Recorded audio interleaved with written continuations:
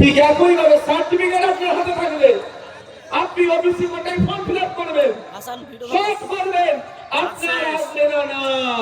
তার প্রমাণ হচ্ছে উচ্চ শিক্ষায় যে সংরক্ষণ আছে, হায়ার এডুকেশনের যে সংরক্ষণ আছে, আপনি অ্যাপ্লাই করবেন, ফিজ কাটবেন, সব করবেন, যখন লিস্টে নাম আসবে দেখবেন আপনার নাম আসবে না।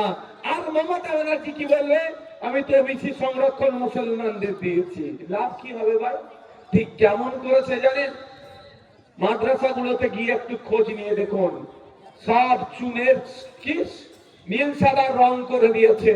মাদ্রাসায় ঢুকে দেখুন বাইরে নীল সাদা রং, ক্লাসরুমের মধ্যে গিয়ে দেখুন চক ডাস্টারের অবস্থা খারাপ। ক্লাসরুমের মধ্যে গিয়ে দেখুন ছাত্ররা বসে আছে, টিচার নাই। একটু দু কদম এগিয়ে যান, বাথরুমে গিয়ে দেখুন বাথরুম করার যোগ্য নয়, কিন্তু বাইরে নীল সাদা রং করে দিয়েছে। আপনি যখন রানীনগরের উপর দিয়ে যাচ্ছেন, দমকলের উপর দিয়ে যাচ্ছে, মাদ্রাসাটা কত চকচক করছে দেখেছো? দিদি কত ভালো কাজ করেছে, কিন্তু দিদি শুধুমাত্র রং করেছে, আসল শিক্ষা ব্যবস্থাটাকে ধ্বংস করে দিয়েছে।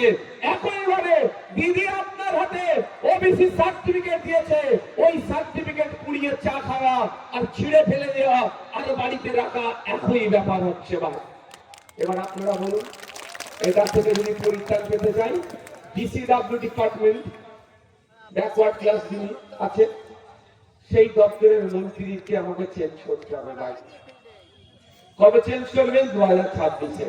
যদি ইচ্ছা হয় চেঞ্জ করা দরকার তাহলে করবেন।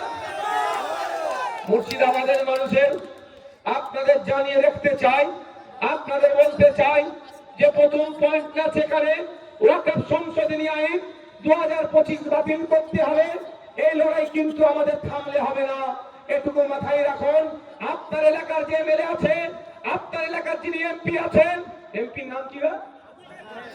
একবার জিজ্ঞাসা করে নেবেন যিনি এমপি আছেন, হ্যাঁ আমাদের মসজিদটা এখনো সুরক্ষিত আছে, মাদ্রাসাটা এখনো সুরক্ষিত আছে, ঈদগাহটা এখনো সুরক্ষিত আছে, এটা কার অবদান?